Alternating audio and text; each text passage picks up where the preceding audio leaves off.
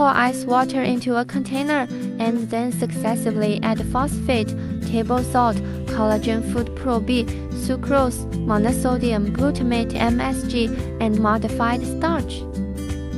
Slowly stir the liquid to get the injection solution. Note the temperature of the injection solution should be controlled below 12 degrees centigrade. Inject the injection solution into multiple parts of the chicken breast. Note the temperature of the chicken breasts should be controlled below 12 degrees centigrade.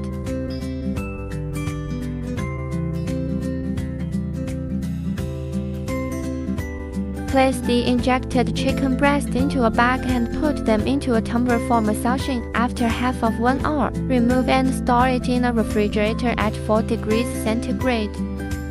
After 4 to 6 hours, take out the chicken breasts and fry them up.